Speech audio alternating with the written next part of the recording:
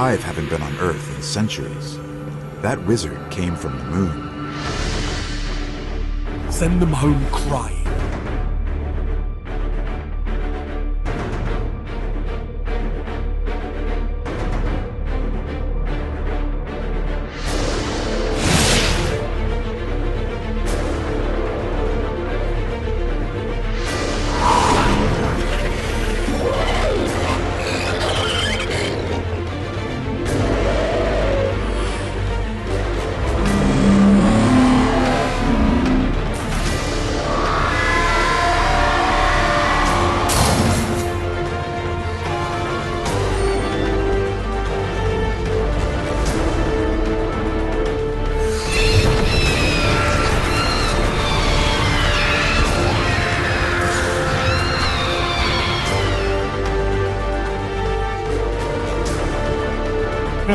You're crushing them.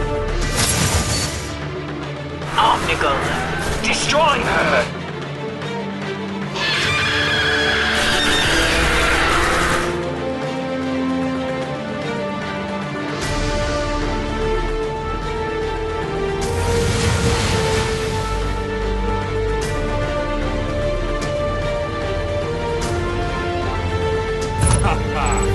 More efforts like that, and we might just win this.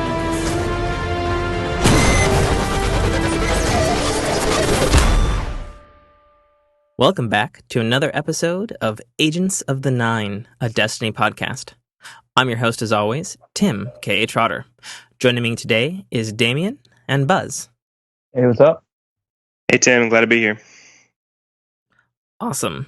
This is our second episode of Agents of the Nine, and we said in our last episode we purposely wanted to wait a little bit so that we could all have our teeth successfully sunk into sort of the meaty neck of Destiny, the Taken King, which I think we all have. Yep. I've definitely been diving in. Yeah. Yeah, that's good stuff. Yeah, it has been.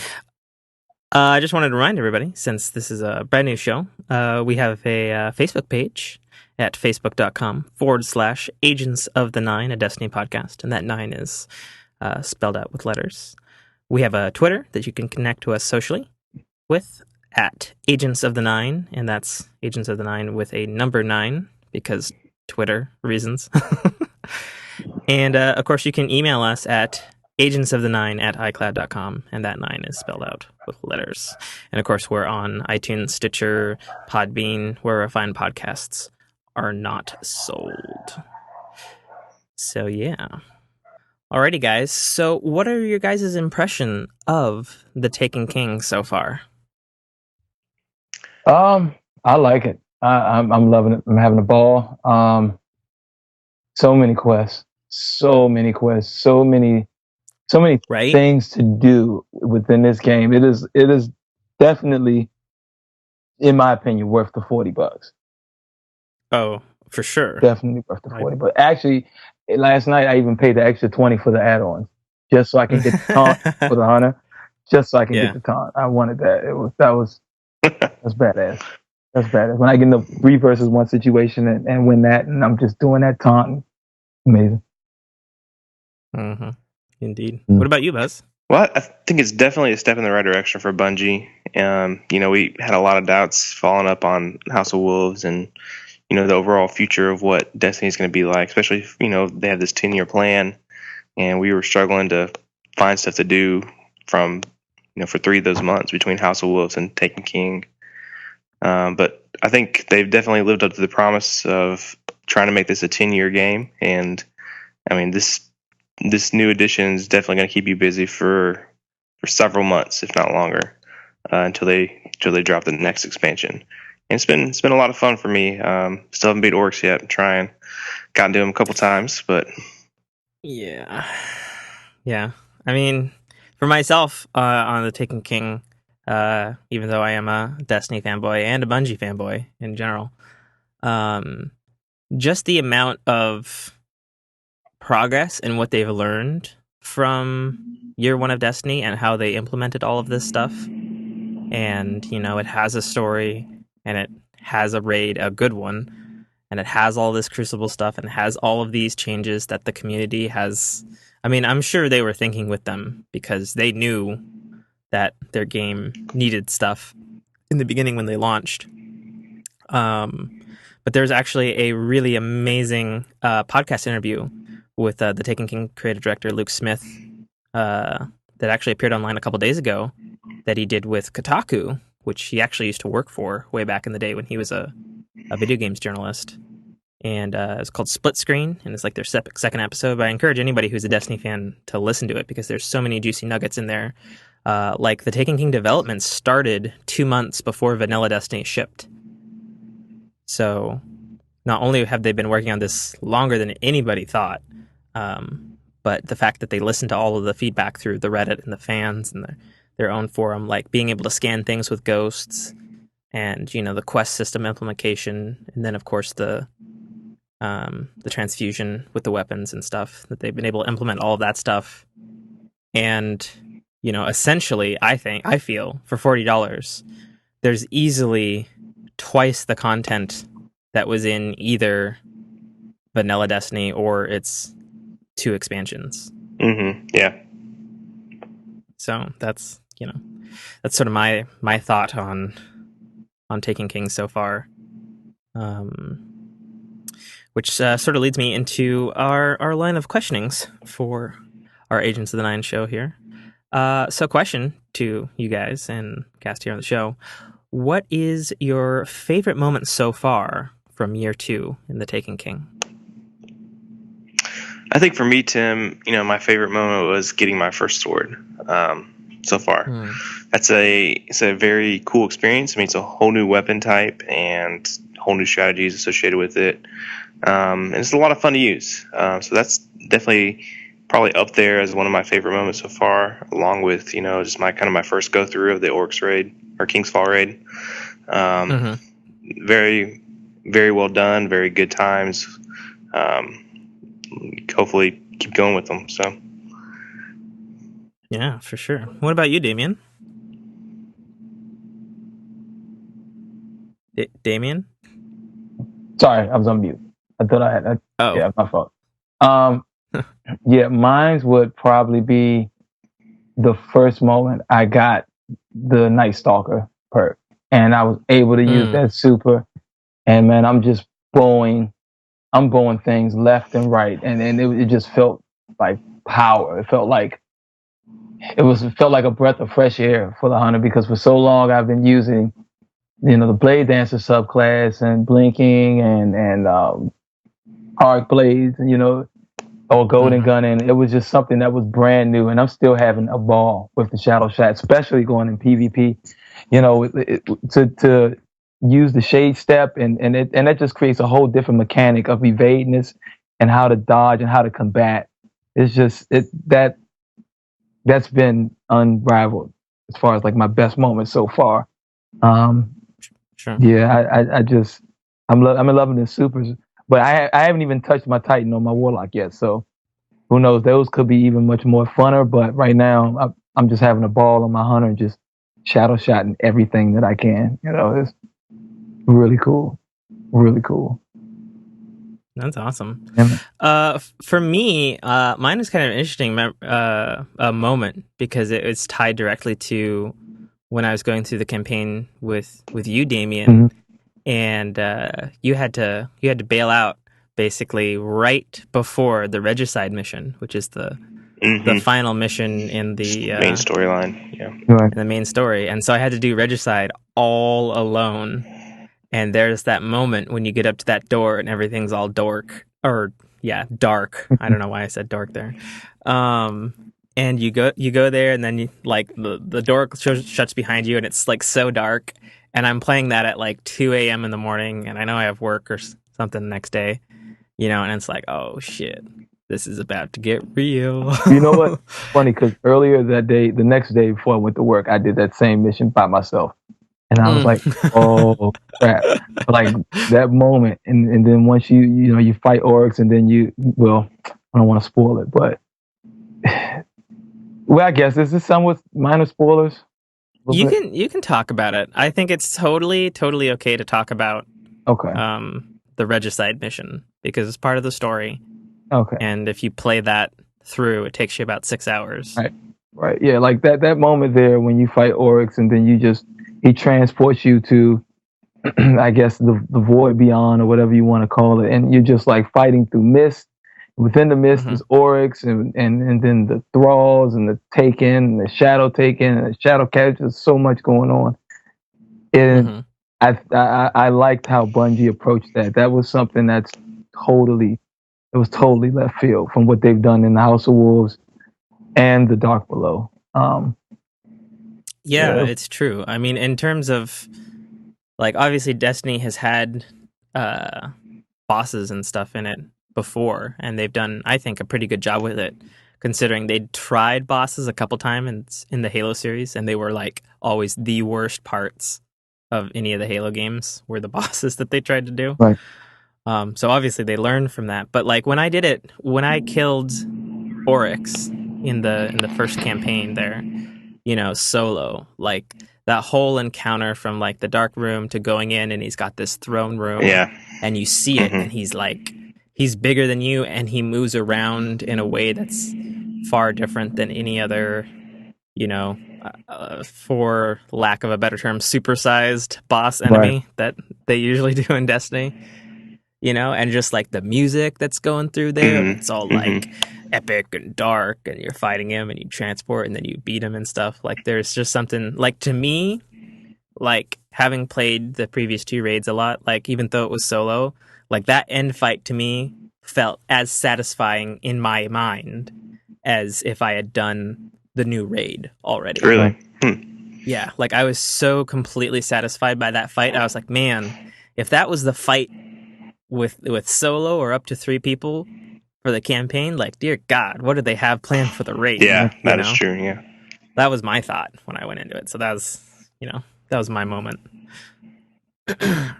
Which sort of leads to what's the shittiest moment that you've experienced so far in the Taken King for you guys? I think the beginning of the Saber mission on Nightfall. Oh, yeah. No one should have to go through that. That is insanely difficult, dude. Like, I was trying to do that last night to help out some friends online, and we couldn't do it. And I'd done it earlier in the week, and we just couldn't do it. And we were all good players. Actually, I was one of the players was Killbot, so it was stupid. It was just like, are you kidding me? Like, dude, and it's funny. The crazy thing is, with that mission, I don't know if anyone noticed it. But when the first time I played that mission, I played it in the the second time, because the first time it match made me and put me at the end. So the second time, the first time I ever played it, threw me right at the end. So like the shrink was going down and all that. But the second time I played it, I had encountered. I played it on the regular Strike playlist, and they were Hive there that I was fighting. When I did it again in the heroic playlist, there were Taken that I was fighting, and in the Nightfall there are Fallen that you fight. So it's unique how I don't know if it's just particularly for that one, but they switch up each, I guess, race or breed of enemies that you fight. Now I know the Taken, the Taken has the that's the dynamic within the heroic strike playlist. They've changed some of the new stuff and they added Taken within the old stuff. But to see like that dynamic change within 3 different playlists, from Hive to Fallen to Taken, you don't know what you're going to get. I think that's a little refreshing. Yeah, keeps you on your toes. Definitely keeps you on your toes. Yeah, for sure. Yeah, man. So that was your shittiest moment, Damian. What about yours, Buzz? Well, that I will say Damian's is a pretty good one. I mean, that was a very challenging part of the Nightfall. I will say that there haven't been too many of them, which is a good thing. So I don't have too many to choose from. But probably the first time I did the Sunless Cell Strike, I was matchmade with 2 other people and they dropped out, and so me soloing that was kind of tough. And they didn't add in some other people until about the end when I was at the boss itself. So struggling through that was definitely very tiresome, and wasn't very fun. But going back and doing the strike with the full fire team was a lot more enjoyable. I will say that. So Sure. My shittiest moment actually comes from the fact that not to get into too much specifics, but I didn't have a clan to do the raid with on the opening weekend for King's Fall. But like, so on the one hand, it was really shitty that I didn't have like a well-oiled clan to go do the raid with on the opening weekend, and like that was like a real Debbie Downer to me. But even though that was really shitty, like I had forgotten because I'd previously been with a clan for so long. I had forgotten about two things. One, how good Destiny LFG is, both .com and .net, and also how generally the Destiny community is like super friendly. Like they are the warmest, friendliest gaming community like I've ever gamed with. Like, there's like less like the good players to asshole ratio is like really high in my opinion.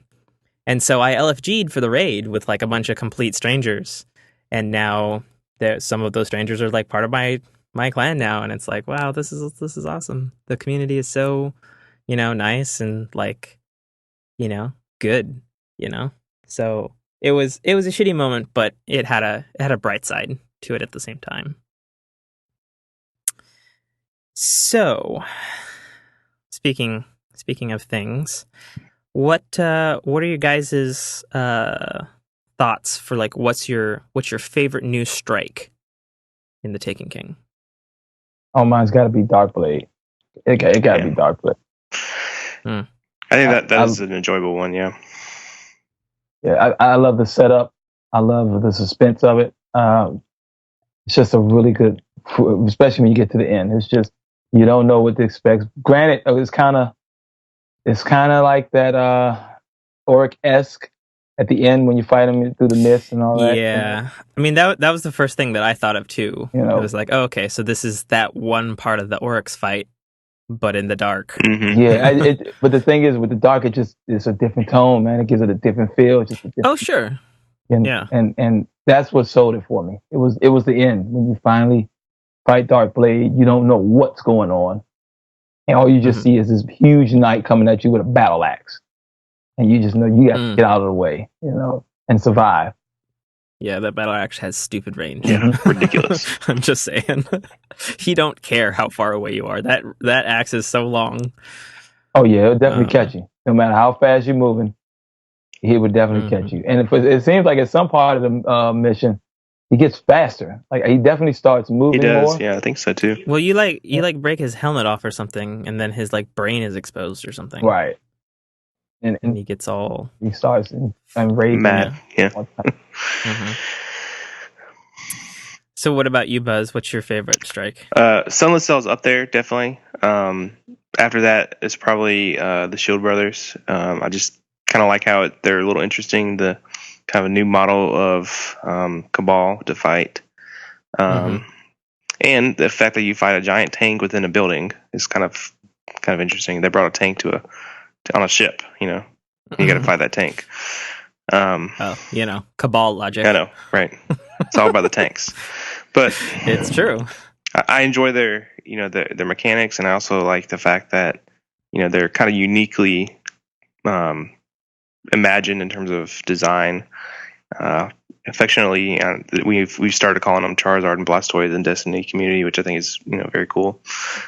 We have, yeah, I didn't get that memo. Yeah, they call them Charizard and Blastoise because they look like Charizard. And Blastoise. That's a lot better than John Cena and whatever they were calling the other guy. Yeah, I can't remember, but yeah, that was pretty dumb. But yeah, Charizard and Blastoise. So that always makes me nostalgic for the good old days of Pokemon. So, but it's a fun fight, I think too. Cool. So I think my My favorite strike so far in the Taken King is honestly the Saber 22 strike. Really? Yeah. And like I know a lot of people like don't like it, but my reasons for liking it are one, it takes place in like the Warmind environment, which I really dig. It's very unique. Yeah. I loved that one, especially over the other ones, has like just shit tons of environmental Oh my dangers, gosh! Yes. and it's got an environmental danger puzzle, which I really dug. Because I remember when they showed the first trailer and they showed them running down the hallway with lightning, and I was like, "What is that? I want to do that." You know, back in E3 earlier this year. And I just love the fact that like when you get into the boss room, like the entire boss room is like this crazy death trap, like death trap with like transforming platforms and like lightning everywhere, and then like shanks pop out, and you know, there's just so much environmental danger to that fight.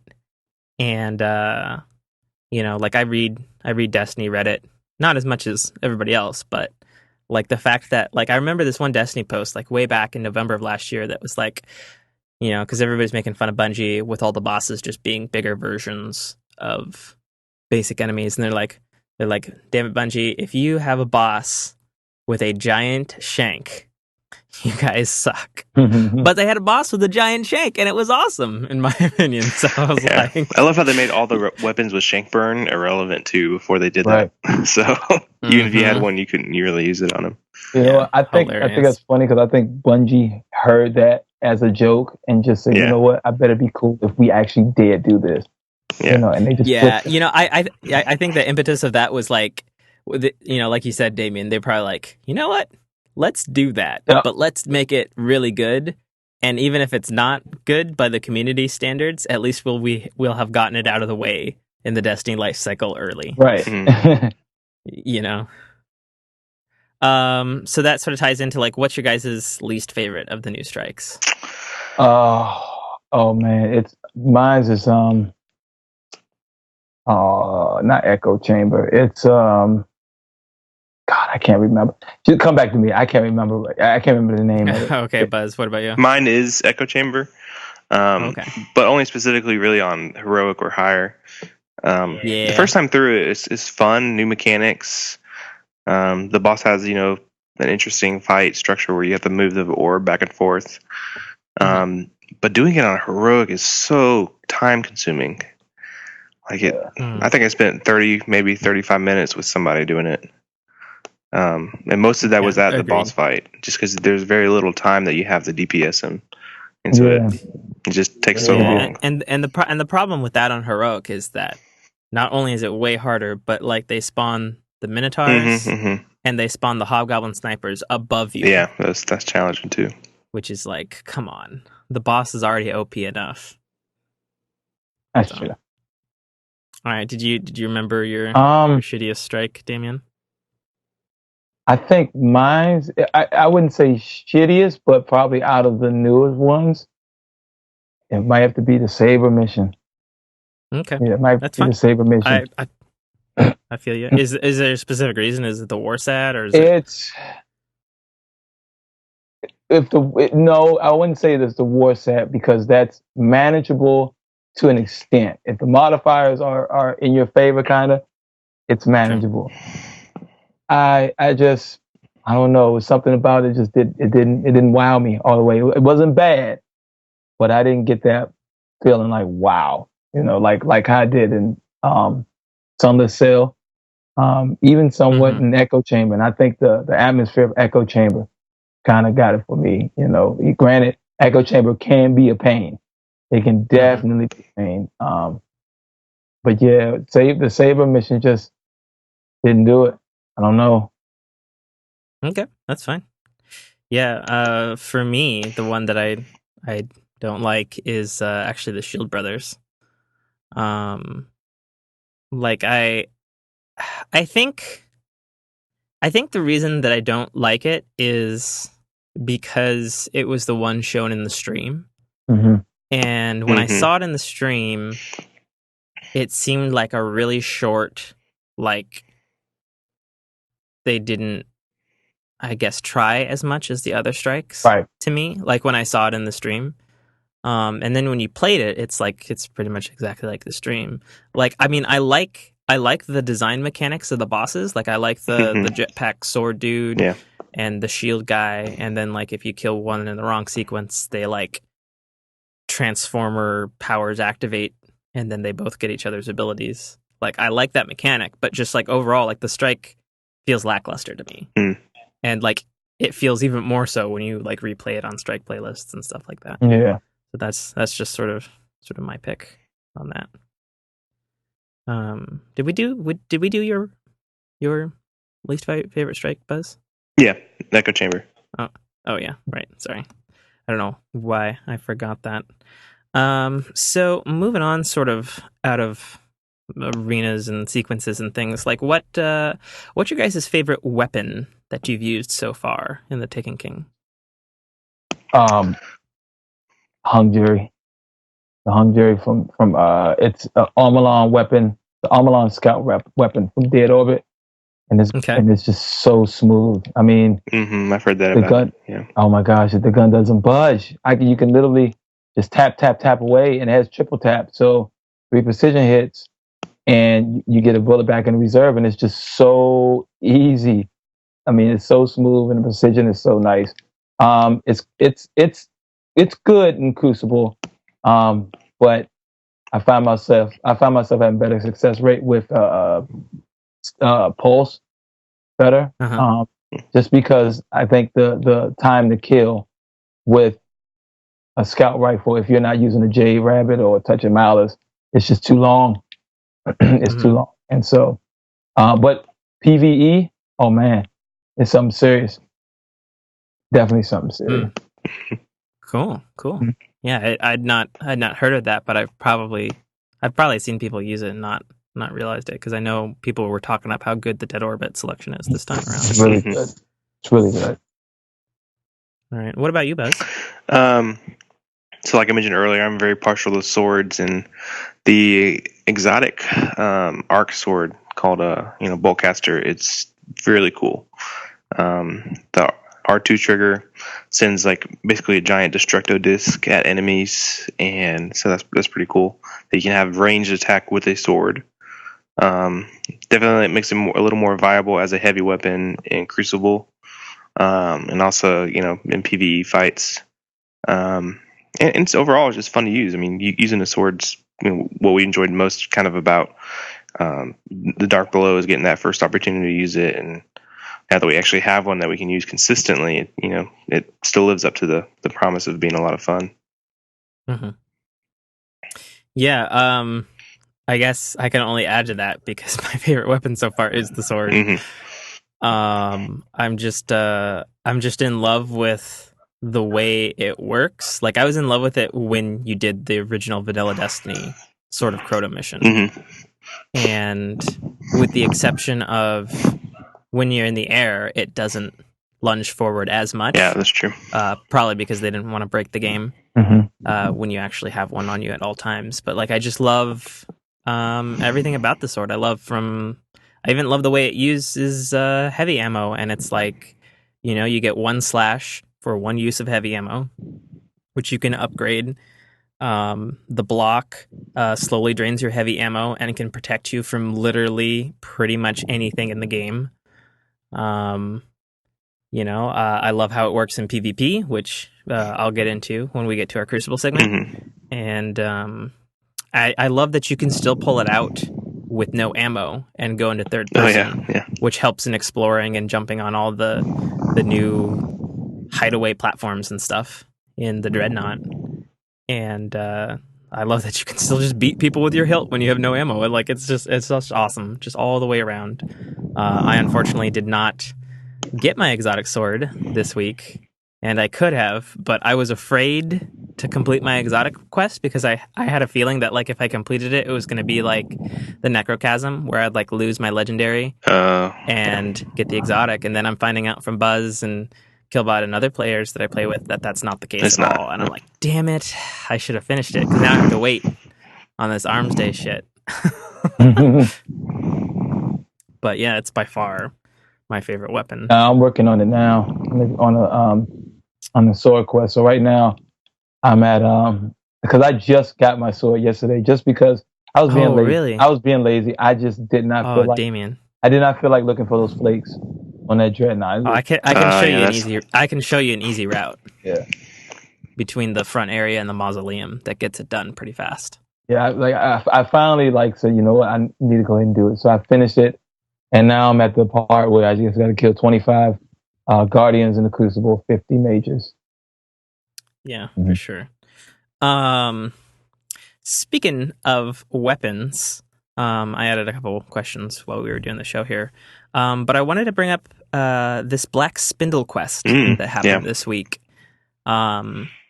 If you're listening to this and you don't know what the hell that's all about, basically there was a daily heroic mission that was called Light to Lost the Light. Yeah. That was called Lost to Light, that took place on the moon, where you go back to Crota's soul chamber on the moon, which you'll recognize from the Dark Below mission. But if you did it in heroic and on the daily on, what was it, Tuesday, Wednesday? Tuesday, I'm pretty sure. Yeah, this last Tuesday, we're recording this on a Sunday from that Tuesday. If you went like a different direction and headed up towards where the fallen catch was in the House of Wolves mission, where you go up the teleporter, you could get back up the teleporter. And when you got up there, after a certain point, a timer would start down, and you had a 10-minute timer to clear out the entire catch of taken enemies, culminating in probably the toughest boss fight in all of Destiny so far, in my opinion, because I didn't fucking beat it. And I tried my ass off. But basically, if you clear the catch and beat the boss and eliminate all of the enemies, including the stragglers, you get a exotic guaranteed drop of this weapon called the Black Spindle. That's essentially the exotic Black Hammer from the Dark Below. Mm-hmm. And supposedly it's really good, but I wouldn't know because I couldn't fucking beat it. Yeah, it's challenging. Yeah, I heard it. Did you beat it, tough. Buzz? No, I didn't. Oh, okay. Kono did, and SJ and Killbot, I think, and Kima, but I couldn't get it done, and I didn't stay up too late that night, so it was pretty okay up until that last room, and then just the time got to you. Yeah, I heard it. That was the thing that was challenging. Yeah, I did it with one of my clanmates, and then his roommate, who actually was a really good Destiny player, and we could not do it. We'd kill the boss like a couple times, but then we'd get screwed in the time and those stupid shadow thralls that would be like hiding in corners. And we literally tried for like 3 hours, and it was like, and at that point, like I hadn't beaten the raid, but I'd spent probably at least 24 hours doing the raid, Right. or the new raid, and it was like, man, this fucking fight is unbelievably hard. Because like we would watch these videos and like we were just like, okay, well, we have to figure out a strategy, and we'd go in there with a strategy like a raid group, even though there's a fire team of us, and like we'd watch these videos and it's like, what the fuck are they doing that is so much better than what we're doing? Because like every time we'd go in, like what would happen in the different videos we watch like wasn't occurring, and like that stupid boss would just blind the shit out of us. Yeah. And it's like you couldn't do anything when you're that blind. And it's already kind of a dark arena that you fight him in anyway. And so it was like, what the fuck is this shit? And I'm like, we tried everything. We tried double Titan bubbling him with House Saint 14. We tried staggering him. We tried void bows. We tried double storm trancing. We tried different positions in the room. We tried like one of us on Ad Patrol, 2 on DPS. Like it was insane. So I commend any of you in the community who actually got through it. I found out a day later, because you can only do this on that one heroic strike and whenever it comes up in the randomized rotation. So whenever that pops up again, please jump on it because it's a good good sniper rifle, and it's it's free essentially if you could do it. So Yeah, we tried to do it You don't yesterday and just put it on heroic, but it didn't work. yeah, it doesn't. It's not designed that way. Mm. But again, going back to the Luke Smith thing, in his interview on Friday, he mentioned that there are more secrets like that waiting for people to discover. So I don't know whether it's going to be on a Nightfall or heroic or something else entirely, but it's interesting that there keeps being these secrets in that, and it sucks that none of us three got that weapon. I think Killbot got the weapon, though, if I'm not mistaken. It's interesting, but no, like I was saying, because it's interesting because there are several other exotics that we've seen before that have yet to appear in the game. Specifically, Sleeper Simulant, and No Time to Explain. So that's true. Those are both very interesting cases where I know, especially for Sleeper Simulant, there's a ton of theories and crazy rationale behind how to possibly get it, like just flooding the Reddit, Destiny Reddit. And just everybody's looking for it, which I think is pretty cool. And somebody made a post on Reddit. It's like they said, bravo Bungie, you made the daily so important that you had people planning for it, like they would plan for a raid. Talking about tactics and strategy going into trying to get the Black Spindle, and that's pretty interesting. Yeah, to clarify on the whole Black Spindle quest thing, which was a mission inside a mission, which is crazy in its own right and awesome, Bungie. Like I did publicly bitch about this on our Agents of the Nine Twitter to Bungie. I loved everything about it except for how much I was blinded at the end, and I couldn't understand why it was that hard. It turns out a day later, an article published by IGN that was confirmed with multiple videos that it scales up dramatically if you have more than 2 people in your fire team. So the ideal way to do it, and for when it comes down around, is to do it with 2 because he doesn't blind you nearly as much.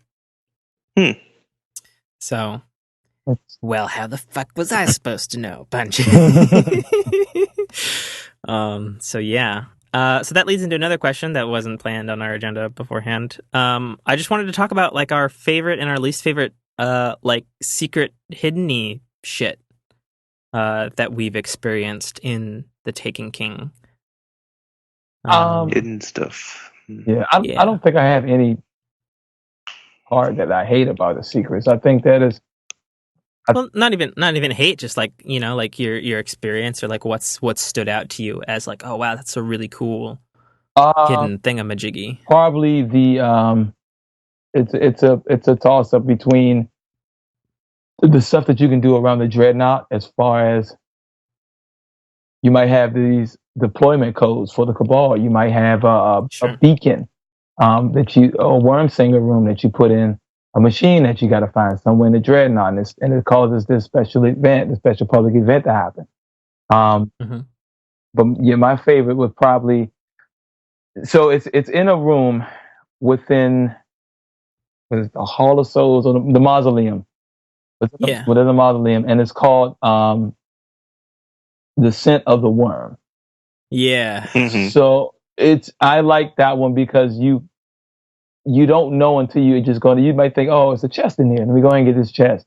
And next thing you know, this green stuff pops up in your vision. You're like, what's going on? Then this timer pops up. You don't even know what this timer is unless you go on Reddit or you go on YouTube or Google it or the forums or whatnot. So I like it because it's all a puzzle. The secrets are all a puzzle, all mysterious. There's so many things to find out and explore within the Dreadnaught. Even like day one when we streamed it. Like it got to a point where we got on the Dreadnought and we looked through every crack. Oh my god! Yeah, I wanted to bring that up. Trying to find them because we found a fragment just exploring. Yeah. Oh my god! I just want to commend you on that. Like I've played with a lot of Destiny players, but I have never seen anybody in Destiny as fucking like secret hunter-y good as you are, Damian. Like it was just me and Damian in a fire team when we were playing the Taken King for the first time, and we dropped into the Dreadnought, And I have never seen or heard Damian so happy and excited in my life. He was just like, ooh, fragment, oh, chest, oh, Tim, come over here, oh. Like, it was just nonstop. And like, I'm just like, how is this guy finding all this stuff? He's so good. He's like a bloodhound for Destiny secrets. Damn. You know? It's like a mix between a lot of Mario and finding secrets. And yeah, a little bit, yeah. You know, and just like over the years, game of common sense. You know, they're just like, if you can look at the architect of a room and you can pretty much spot, okay, this kind of makes sense, but this doesn't totally belong here. Why does this not belong here? Let me go back here and find out. And then that's when you find, oh, something back here. You know, so that's how I kind of approach it. But yeah, like that first one at the beginning of the Dreadnaught, that was just total luck. We had no idea. Well, we found 15 calcified fragments before we got the 5 find of them quest from Eris. Yep. That's how good we were when we were scouring the Dreadnaught for the first time, before we ever got to patrol on it. Like, it was crazy. I just want to back up real fast, just to tell our listeners, if you have experienced that specific secret that Damian's talking about with the scent, and the chest that says "scent is the key." So the base, it's a pretty quick thing. So you go into the mausoleum, which is to the back of the Crash Cabal ship, with the big glowing, like, room thing with the platforms that you can get to by scanning with your ghost out to either the left side, sort of out platform, and the right side. The chest is on the left, but it's surrounded by, like, basically invincible thralls. If you go all the way back to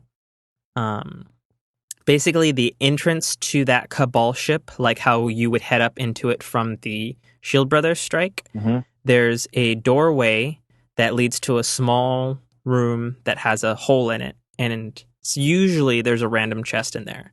But if you wait in that room for approximately a minute, you get this green glow around your screen that's, like, really obvious. And at the left, like a perk or something in a raid, you'll get like a red triangle and it'll say scent of worms or something like that with a minute countdown. You have to go all the way to the right side of the room until you can't run anymore. Then pull out your ghost, and then there'll be a series of invisible platforms you'll have to get through. The first platform you land on, you're going to want to go to the left side of that fork and work your way sort of sideways, moving towards the left side of the whole room. And if you do it right and quick enough, you'll be able to get to that chest and unlock it as long as your timer's there. And that's one of the more easier secrets, I think. I mean, it's definitely a challenge, but as far as like you don't have to have a special key that you get from a random drop or some other certain way. Just wanted to throw that out there for our listeners. So yeah. So we're gonna take a short break here and have a word from our sponsor. And when we come back, we're gonna be talking Crucible with myself and Damian, and Buzz is gonna do a lore segment for us. So join us for that after the break. The Citadel, Arrival, is the first installment in a series of epic science fiction short stories reminiscent of the Pulp Fiction style. It's a fast-paced story that will take you through twists and turns that you will not expect, until they are thrust upon you with all the force, excitement, and chaos of a plasma cannon blast. The story follows Katarl, a nobody cog in the working wheels of a futuristic society run completely by Megacorp, a corporation that carefully runs and manages the lives of the people living under its sphere of power. On one of Katarl's few and far between days off from work, an outing he had hoped would be fun and relaxing turns into an explosive adventure that drags him kicking and screaming into situations and challenges that will make him question every aspect of his life. Watch this colorful tapestry unfurl as Katarl and his newfound allies find their way through this classic, yet oddly surprising tale of good and evil, where nothing is quite what it appears to be. That's The Citadel, Arrival by author Tim K.A. Trotter, available right now on Amazon Kindle Store and iTunes iBookstore for only $2.99. All right, and welcome back. So we're going to be doing some Crucible talk here. Unfortunately, Killbot, our 1%er, according to DestinyTracker.com, couldn't be with us now, but he may be in a pre-recorded segment later. So for now, we're going to hand it over to Damian, who's pretty damn good at the Crucible. So what do you got for us for Crucible talk there, Damian? Well, I dove into a little bit today. I've been pretty much doing a lot of story stuff, but ever since I got the hung jury, I've been itching to go into Crucible and just to test it out because it's such a powerhouse in PvE. I want to see how it stacks up in PvP. It's not a bad gun in PvP. I ran with it in a couple games of elimination. I did some control. Zone control. I haven't done Rift yet with it, but it's not a bad gun. But I find myself in a few games where I might get beat not off the impact of the gun, but because of the fire rate. And so if I come across a auto rifle, granted if it's a blue or green or whatever, the fire rate of that auto rifle is going to beat me every time they're getting. You're talking about 30 hits being put on me to 4. And so even in my own experience, I think the only thing that has topped an auto rifle so far in Crucible is if you have the last word, because the last word still wrecks. It in Crucible does, but I haven't really seen it a lot. I guess that's just me taking all the bullets then. Yeah, I really haven't, and it could be like because that chaperone bounty is a bitch, dude. Like I haven't even gotten it yet. So okay, so when you go to the tower, right? You go to I think it's Amanda Holiday. Yeah. So she has the bounty called Jolly Holiday, which is okay. I've started that then. Okay, so that is the mission where you have to get 100% of kills. Where you have to build up a reputation with Tex Mechanica, and you have to use a last word to do it. And it is extremely difficult because of the nerf of the last word. You can no longer shoot people 5 states away and get away with it anymore. That's 5 states over. Yeah, that is over. You have to be actually mid to close range with it. And I've come across people with that, and it hasn't been really good for them. I've beaten them every time with a pulse rifle or hand cannon. Because I still use Hawk Moon. Hawk Moon is my baby. That's I can't leave that alone. I can't leave that in the past. that is my pride and joy. I don't care if they nerf it to the ground. I'm keeping my Hawk. I don't care where year 5. I'm keeping my Hawk Moon. That's my baby right there. But sure. No, I haven't seen a lot of Thorns. I haven't seen a lot of last words, and it's been refreshing. I like being beat by an auto rifle for a change. I like being beat. It's true. By a scout rifle. I like being beat by anything, but that's not a Thorn. Basically, I still see shotguns. People aren't giving that up. It's going to be interesting come trials time because we're going to see how much a shotgun is going to really suffice when you're going up against power that matters. At that point now, it's Crucible. But regular Crucible power doesn't really matter. So guns like the Matador. Fell Winters, Party Crasher, they're still going to suffice. But it's going to be a different story come trials. So right now, that's true. Speaking of trials, I just want to bring it up real fast. So Luke Smith in that interview that I'm talking about, that everybody who's a big Destiny fan should listen to because there's so many good little nuggets in there. He mentioned that the reason that Trials is on hiatus right now is not because they don't have the content ready, but because they're working on implementing a new matchmaking edition into their system for Trials of Osiris. And the interviewer said, so it's going to be more skill-based? And he said, no, they want to look at different aspects so that the matches are more even, because he felt that if it was a true skill-based system, then nobody would ever get to the lighthouse. And he said, so that's what's the deal with that? But he said for sure it's poised to return before Fall's End, but he doesn't have an official announcement to release yet on that. But he said that's the thing that's holding that up from launching. How would you balance that? Would you go off of the team's combat rating as a whole? KPE? I would think so. Well, I don't think you could do. I don't think you could do kill death ratio because that would indicate true skill, in my opinion. Okay, right. I would think. I would think it would have to be something more akin to like the light level, where it would take into account the entirety of all the gear you have presently equipped. Right.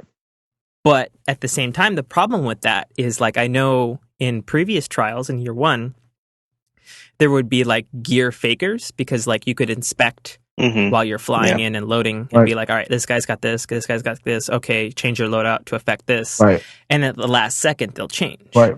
And sure, they could change at any point in the game, but how would the system work to like scan that? You know what I mean? Like maybe it would take into account everything that's on the character presently. I don't know. Yeah, it's weird because even with a light level, that's kind of an imbalance because you could, unless it can find a code that shows, okay, he's this light level, but he's this light level because of this armor, and he got this armor from this place. So like he got this 280 armor from Oryx, but he didn't. But but another player got this 280 armor from the Crucible. Yeah, that's true. Of that would determine. It might be much more difficult for a person that got that armor from the Crucible because they know, okay, this person plays Crucible a lot more, so he has armor. Yeah, maybe that's the thing. Yeah. Is it's looking at the difference in your total stats in Crucible and PvE to determine how it's going to match you in trials. Another nugget that he brought up was, and I'm of course paraphrasing from memory, but I did listen to it a day ago. He said that he wanted to make trials getting to the lighthouse even more prestigious and the loot much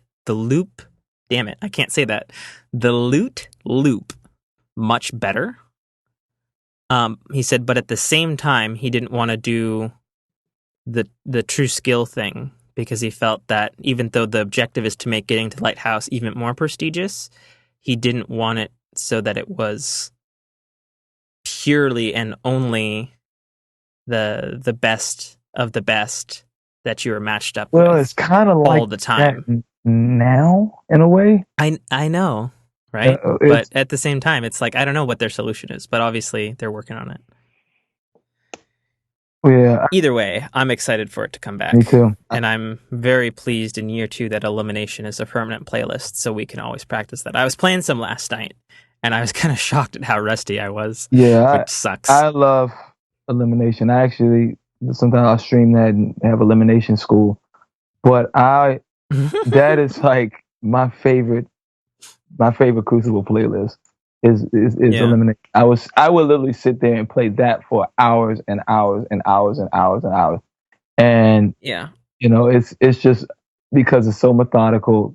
Even if you're playing with a random team, you still have to do some type of strategic motion because you could come across that team that just are all together, all in sync, all on point, and they just demolish you. Or you can come across 3 randoms that just really know how to play and just you get eaten alive too. But I love Elimination. It's something that gets good practice. You get a feel for all of the maps, even though that I truly think that there are some maps that just should never be in trials just because of the asymmetric build and the unbalance of it. Well, the trials in year 1 excluded lists or excluded maps that weren't necessarily in the standard elimination playlist. Like the standard elimination playlist seems to not care what map you're on, whereas the trials maps are handpicked.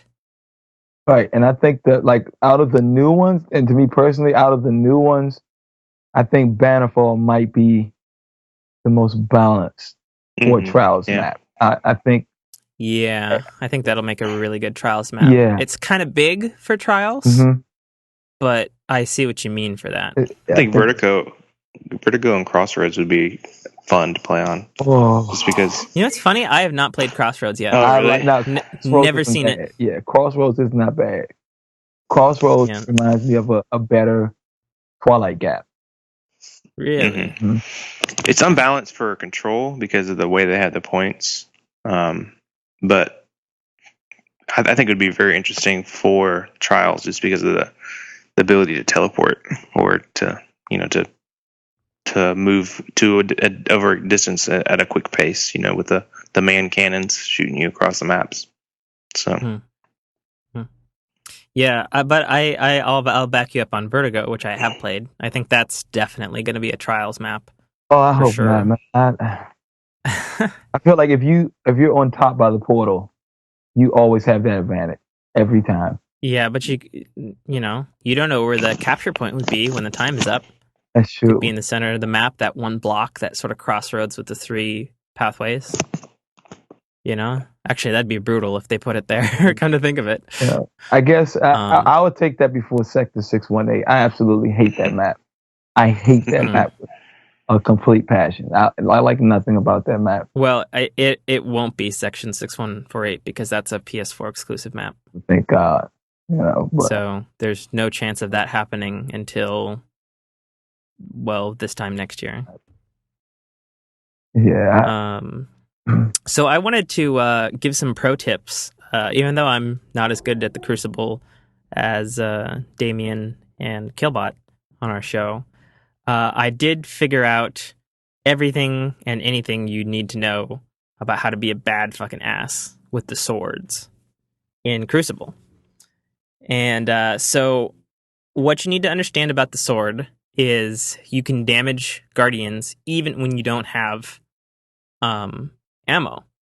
There's no lock-on lunge with it when you do a hilt slam, but it does only take 2 hilt punches to kill any Guardian, unless they have Armor of Light, Blessing, whichever one that is. Blessing of Light, yeah. Unless they've gone through a Blessing bubble, which chances are, you probably also have your super up and you're not doing that anyway. But just letting you know. So what you need to know about the block is the block can literally take any kind of damage from it, but you need to know how to react with it. So if you want to think of yourself as a pie chart, and the front 3/4 of your pie is where your shield is when you're blocking. If you take damage from any of those angles, even from below or above, it's going to block that damage and you will live. If you take damage from that back last quarter on your backside, nope, that block isn't going to do shit. When you're facing stuff, when heavy drops, because that's when you'll have your block available, unless you go up against corrective measure that has 100 round mag, or I want to say anything above 60 rounds in a large machine gun, you can block a full large machine gun clip if it's below that clip size, but it's going to completely burn your block out, because not only are you taking the bullet impact of another heavy, but because the block, it burns while you hold it and then burns faster based on the damage level impact of the weapon that's coming at you. So if you're up against a large machine gun, basically you have one block to block all their bullets and hope they reload, and then get in there quick with your hilt smashes or another weapon. Mm-hmm. That's your only chance against that. And if you're up against 2 large machine guns, you're screwed.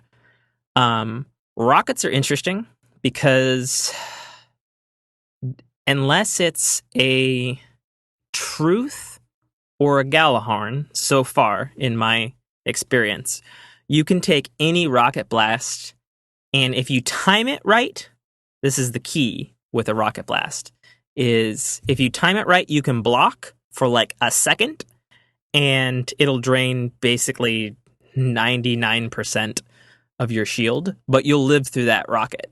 And it'll maybe, assuming you've got your sword upgraded, maybe give you 5 slashes left, which is really good, which could block half the damage of a next rocket or allow you to attack another incoming. If you get hit by Truth, you're basically fucked unless you have high armor on, because a Truth will knock out your your full block no matter what and damage you 75 to 50%. Now, a Gallahorn is really interesting. So it can take, and I experienced this just last night playing an elimination map. You can take a full Gallahorn, like direct hit on, and you'll have lots of block left, actually, which is kind of surprising. But the problem with Gallahorn is you got those goddamn tracker rockets. So the impact hits the front of your shield, and then, like I said, that back last quarter of your character where you're not shielded, those trackers will go around your shield and do damage. So what you need to do if somebody is Gallahorning you is you need to keep holding your block if it's a Gallahorn. And I know it's kind of hard to tell, but, you know, like if you can somehow see it and stuff. If you get hit by the Gallahorn, keep holding your block, because what's going to happen is those horseshoes, what is it, grenades and horseshoes? Wolfpack rounds. Wolfpack rounds. Those Wolfpack rounds are going to come around backside and do a ton of damage on you, but they will not kill you.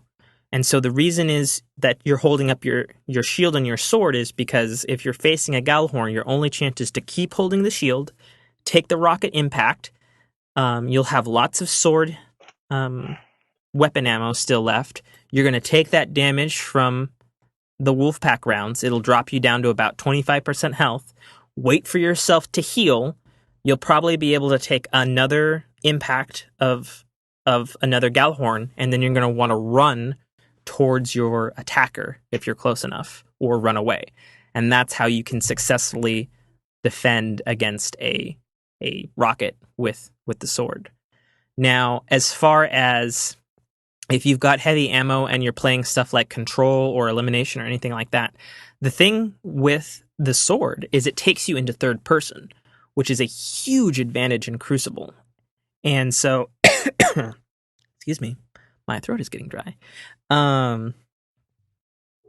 What you want to do with the sword in Crucible is you want to post up at key corners of the map where you know enemies come by often, or if there's like a special ammo drop or something like that, or even a control point, is you want to post up at a corner and tilt it so that you've got your camera so that you can see down one of the corners, and then any unsuspecting motherfucker who comes down that corridor, you can just slice once. It's usually a one-hit kill because you're at such close range, and then you'll have tons of sword ammo for more kills. And like if you get heavy, in something like a control match or something like that, you can make it last for a good couple of minutes if you use it wisely and effectively like that. If you're facing, basically the only things that I've seen when you're facing like direct combat and say you're like, I don't know, for lack of a better distance term, like 4 guardians away from somebody, and you're sword slashing to try to get close to them, and you'll usually waste a couple slashes trying to get that auto lock to let you move closer. You can basically live through most normal guns like assault rifles, pulse rifles, things like that, even Thorn. The things that I've found you're basically screwed against, and it's like a 50-50 chance if you're going to win, is things like those crazy shotguns that have the high impact ratios, like the Matadors and the Fell Winners. Sometimes you'll win against those, when you're like looking directly at your competition and they know you've got a sword and they're not backing down. And by win, I mean you'll forfeit your life, but usually because of the distance of your sword, you'll still take them out with you.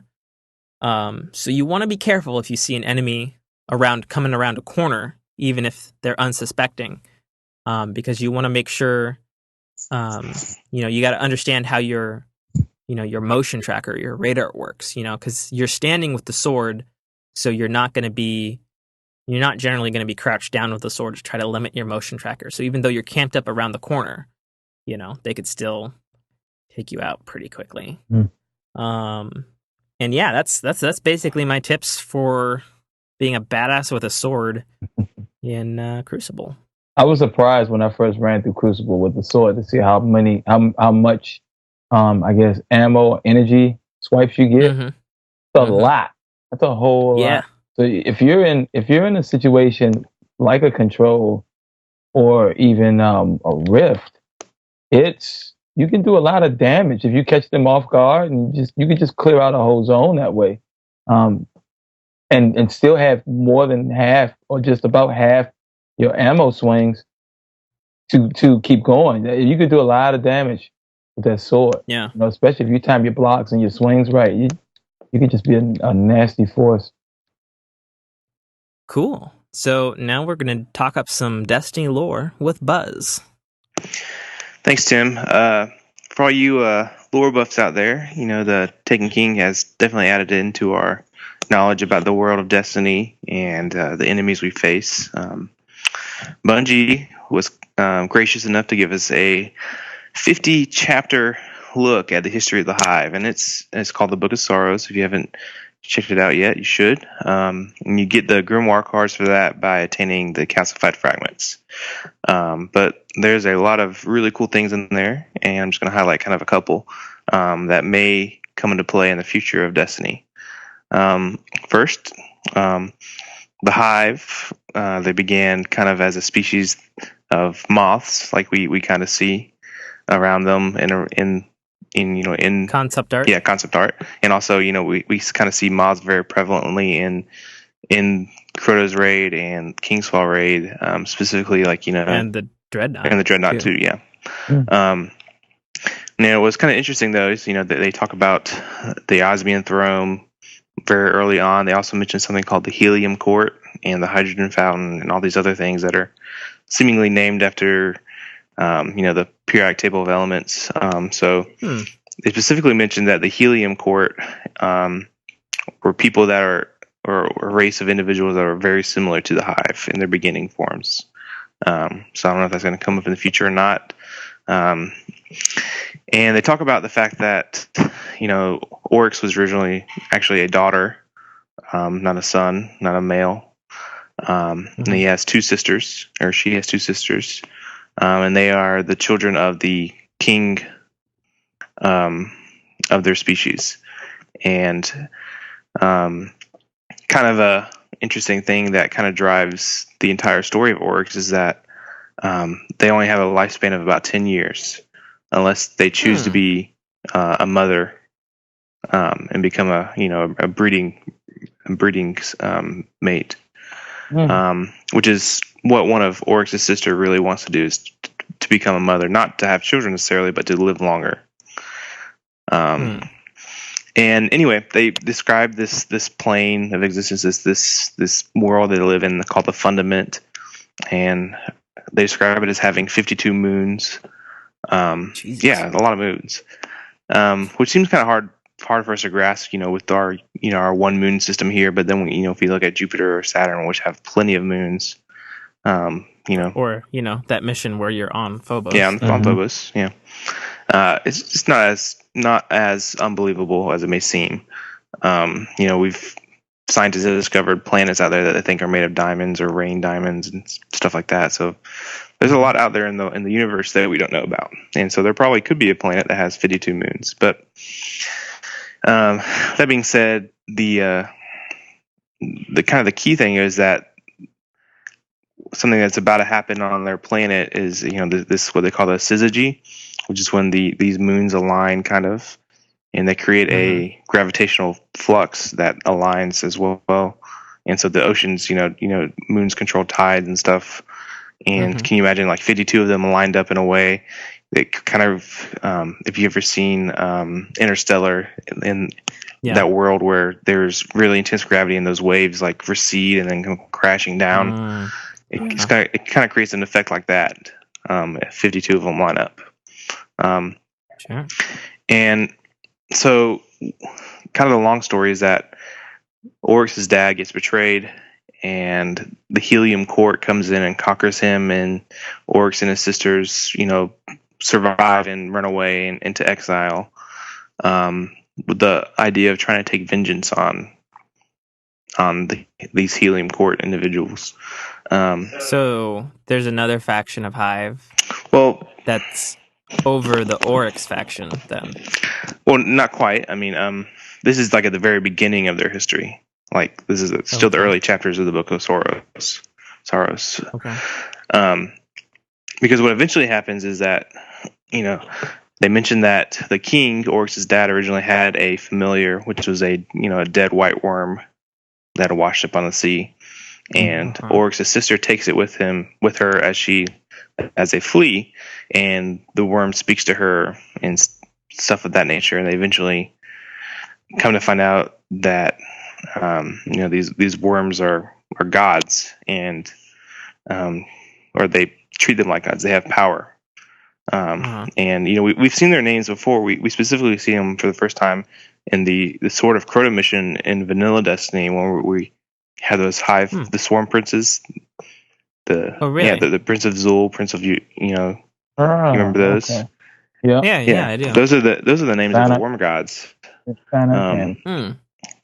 And Merrick. Yeah. Excuse me. With Bannock and Merrick, and there was another one. Yeah. So there's Zul, there's Yor, there's Akka, there's a couple other ones that have been added now, and we see their names like on the chest, hidden on the Dreadnaught and stuff. Oh yeah, that's true. And so they kind of propose a symbiosis with Oryx and his sisters, where they will give them worms to live inside them, which will prolong their lives. So the Goa'uld from Stargate. I'm not too familiar with Stargate, but sure. Okay, they got worms living inside them to prolong their lives. Which is something we have hypothesized about the Hive for a while now. So it's kind of interesting to see it confirmed, and it was also kind of confirmed in the storyline of the Taken King, where we especially when we first get on the Dreadnaught and our ghosts, we come across some worms, and our ghost mentions something about them. I shot so many of those worms. Did you? Sorry, Hive. Yeah. So the difference though is that like these worms like provide energy of some sort, and in exchange they take energy from Oryx and his sisters. And during that transformation, like Oryx becomes a male, and his sister becomes a mother, and his other sister becomes a knight because she's interested in war and stuff like that. So I have a question though, because I remember a long time ago you're hypothesizing that they were all asexual. So do they start asexual and then they just like choose male or female role? That's still a little vague. They specifically use female pronouns throughout, except for in the case where Oryx after this becomes a male, and they then use the male pronoun. And they do talk about sons and daughters, so they do have some concept of gender that they introduce, but this is all kind of reading through the Book of Sorrows, which is at times very descriptive and less explanatory. So there's still some room for error in the interpretation, but that's kind of where I'm getting right now with it, is that idea. But basically this transforms Oryx and his sisters, and they go back to their kingdom and convince others to partake of these worms, and eventually they get enough of their species to agree with that, and then they begin to move outwards from that, and to leave their world, because their world is going to be destroyed by this syzygy event where the waves they call it the God wave, will come and just wipe out civilization. What's interesting though, that'd be a cool place for a new raid. It would be in the Hive homeworld while the syzygy is happening. Yeah, I wouldn't mind that. What's interesting though is that during that course of those events, they detect a 53rd celestial body, and they specifically name it as the Traveler. Yeah. And so they hypothesize that the Traveler is what caused this event to happen, this alignment and other stuff. So that's kind of the beginning of the Hive's desire to hunt down and destroy the Traveler. Is with that event. And anybody that uses the Traveler's light. Yeah, and they fight specifically a species that inhabits one of the moons that the Traveler had been aiding. So, wow. And then from these worm gods, they also learn how to manipulate the darkness and to create these space-time voids, that they travel through in these separate dimensions as well. And that kind of sets the Hive on their paths. Right. Sure. And so there's a lot of other details there. I mean, this is still probably within the first 10 chapters of the Book of Sorrows. And and there's 50 of them. Yeah, right? there's 50 of them. Yeah, it's pretty crazy. Yeah, there's a lot of really good stuff in there, and it's nice of Bungie to add that, kind of for us to give us a better idea of the history of the world they created, Right. And also a context for why the Hive are doing what they're doing. What's interesting, or at least probably applicable for us in the future, is that Oryx does have 2 siblings. And while he was the king, one of his sisters was known for her cunning, and one of them was known for, she was basically like the god of war. Like she was, so, we beat Oryx, now where would we go after that? Like there's going to be some other aspect to the story that's going to be added. Like this is not the end of the Hive, I don't think. Oh, Well, I'd seen a lot of stuff in the lore referencing worshiping Akka as the Hive god. Yeah, that is one of Emphasis, the word but- forms, yeah. Yeah, but based on what you're saying, it's one of the many Hive gods. Yeah, they kind of treat them as a body. Yeah. But they do specifically mention that Oryx at one point desired more knowledge about the dark and how to manipulate it, and eventually learned the powers that allows him to be the Taken King and to take individuals. And he went to Akka, and Akka's kind of like the keeper of secrets for him, for the worms, and whatever he speaks becomes a reality. So he can't really lie as much, or can't deny a truth, otherwise it becomes a lie, and it's very convoluted. But Oryx is kind of pissed off at him that he doesn't give him much, and so he takes it from him, and they talk about him killing Akka and taking from him. And he actually uses part of Akka's body to shape the Dreadnaught itself. Oh, wow. Yeah. Oh, okay. Wow. Well, that blows my theory out of the fucking water. But at the same time, though, we know from the actual story of the Taken King, spoiler alert if you haven't beat it, when you kill Oryx the first time, not in the raid, his sword appears to be the source of the Taken power. Yeah. And like Eris shows up, and like the sword like crumbles, and then there's like that half purple crystal thing, which is now in everybody's sword right now. Yeah. And like there's that whole thing where it's like, like I, do as you command, which makes me think that she's working for the Queen, and the Queen has a longer term game going here because it seemed like she knew she was going to die. Or maybe not die. Yeah, we still don't know, really. For sure. Yep. So, that's very interesting in what it that is, means. yeah. And stuff. Especially in the context of the Hive, one of the ways they grow in power, or is described among Oryx and his siblings, is that they constantly battle and fight each other, and they kill each other or try to kill each other because they can only die a true death if they are killed in their what they call their sword realm or their throne room, which is like what we do to Oryx. Crota. Yeah, Crota. Right. And so every time they die, supposedly like they gain knowledge, or it's kind of like survival of the fittest, where you kill them and then they come back and they gain experience from that death, and et cetera, et cetera. Or like some of the other tribes in history, where it's like you kill the other tribe and you eat their flesh. Yeah, the Aztecs and Their Mayans. knowledge sort of thing. Yeah. So yeah, I mean, there's still a lot of room left in terms of storyline with the Hive that Bungie could explore. I mean, Sure. we did take care of Oryx's son and daughters already, but we still got his siblings. Yeah. And yeah, I could see that becoming a problem further down the line. Mostly because we've killed so much of his family already. Let's just hurry up and off the whole tree. Yeah. While we're at it. I want to throw an outlandish theory out here that I think could actually be correct. Okay. And I feel even more validated that it could be correct based on that new data that I didn't know, even though I've read some of the Book of Sorrows stuff too. Because you mentioned that they have these god worms living in them, right? Mm-hmm. And in some of the vanilla Destiny text for the Vex, and Akora even says it in the Echo Strike,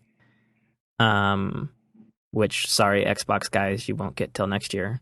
Akora says, that the Vex are actually alive, and they're not completely machine beings, and they have like a liquid fluid sac with like microscopic critters inside of them that are actually being controlled by a hive mind. So I would like to throw out there that the Vex, and you could really go either way with this because they're fucking time-traveling robots, are either the predecessors to the Hive or the future of the Hive. Because the one thing that links them together, besides that point, is the interdimensional rifts that only they can create. Mm-hmm. Well, it's interesting you bring that up, and while there's not really explicitly answered in the Book of Sorrows, that idea, they do talk about the first encounter between the Vex and the Hive. Oh, really? And this is like probably later on, so like mid-30s or early 40s chapters. After he's birthed Crota and his two daughters, he basically leaves for a little bit to go take care of some business, and Crota is there in his throne room with the two daughters, and Crota's kind of fooling around with his power and opens, a gate, basically. And through that gate, though, comes the Vex. And at first, the Vex are confounded by the sword realm and the throne room, just because the logic is not the same laws of physics that we have in our normal universe. It's a different set of laws. And so they begin to they don't survive very long in terms of fighting Crota and fighting the other ones. But eventually they create or manifest a being called Coria. And who, the Vex? The Vex do. Whose task is to assimilate and acquire knowledge about the sword realm. And eventually he does, and he recognizes the logic behind it and begins to manufacture Vex in a specific format to fight the Hive and stuff. And so that battle between Coria and Crota, and then eventually Coria and Oryx takes place over, a couple hundred years, and they detail that. And eventually Oryx is successful and defeats Coria. But they do describe that first encounter. So, but if that takes place over a couple hundred years, don't the Hive only live for 10? Not anymore. Not once they've ingested the worm. Oh, that's the key thing that why they did that is to provide time. Okay, that makes sense. Yeah, they talk about very, very long spans of time. They talk about centuries, battles taking place over centuries up against specific species and stuff like that. So, yeah, because the one thing that's always been sort of shown with the Hive, even though it's also been shown with the Vex, but they're specifically explain that they're time-traveling robots, so they could come from the future or the past, is that the Hive always have this old, decayed, they've been around the block a long time. Whereas the Fallen seem more new, and, they're sort of like the scrappy scavengers of the universe so far. And who the fuck knows what's up with the Awoken? No, yeah, well, that's going to be I think probably our next direction of more information is probably with the Awoken and somewhat with the Cabal, because now we kind of have a basic understanding about the Vex and to some extent the Hive, but we still have a lot of those questions about the Awoken and the Cabal. So sure. Well, supposedly, if the leaked release plan is still viable. Which so far it has been, we're going to get, Forge of the Gods? It's the next one. Is the next expansion, and then Vex Void after that. Well, I think out of all the Guardian races, the most interesting to me is the Awoken, because they're still so decryptic. You really don't know their past. You don't know how they were born, were they manifested, from something, or you just don't know. You can say the same about the Exo to some extent, though. Right. Oh, sure. Right. You know, so. I mean, But have you ever? I can't remember which grimoire card it is, but it talks about kind of where they are birthed from an intelligence standpoint, not necessarily a physical body, but where their consciousness comes from, and where it goes between, I guess, lives. I think that's the Woken. Yeah, I think that's the Woken. It's just the Exo. They call it the Deep Stone Crypt. Okay. To our knowledge, like the Woken don't have multiple like lives like the Exos do, because we wipe. I mean, the theory is that we wipe the Exos' memories every now and then. But they talk about the birth of consciousness that they experience from a place called the Deep Stone Crypt, which is interesting. A Titan mark as well, the Deep Stone Crypt. So.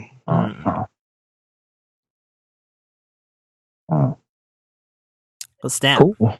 that was good.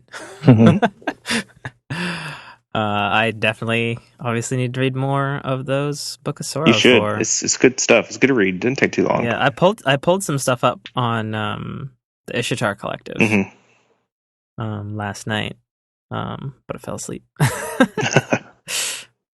Not because it wasn't good, but because I was tired. Yeah. Yeah. All right, so now that our lore segment is over, we're going to revisit our question to the listeners from last week, which was the favorite Year 1 gun and armor piece. I guess because we're still a new show, even though we've had some actions and stuff on Facebook and Twitter, none of our listeners wanted to answer that question, but you can still free to answer that question on our Facebook page, facebook.com, Agents of the Nine, or of course at Agents of the Nine Twitter, or email us at agentsofthe9@icloud.com. But as for our cast, we're going to answer that now to you before we give you another question for next week.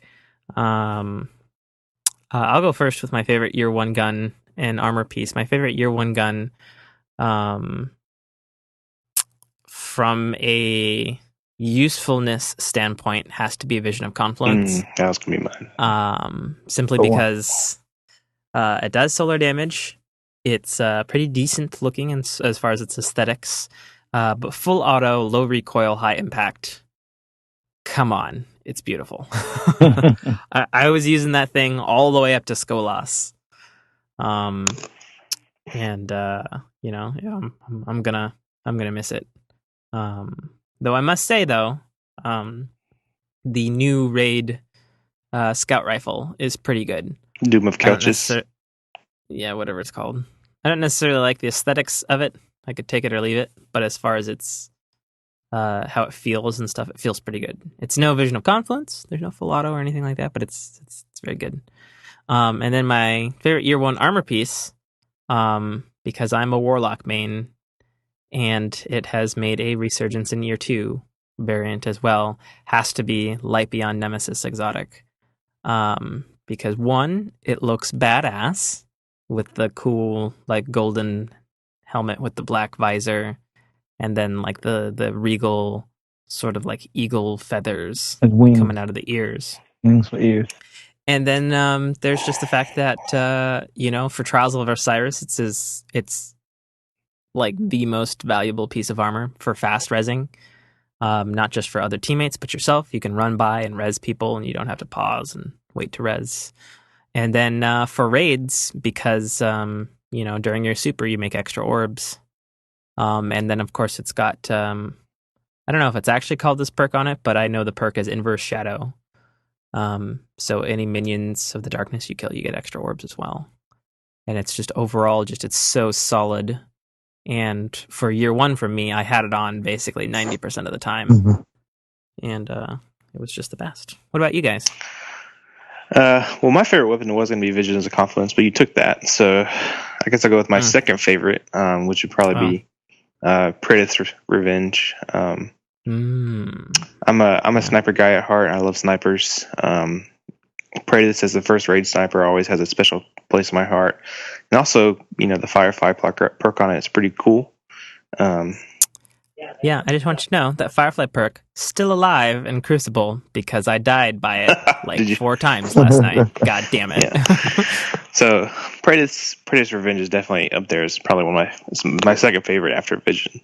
In terms of my armor, I would see you wore Light Beyond Nemesis a lot. I wore Void Fang Vestments a lot. That's my go-to Crucible gear.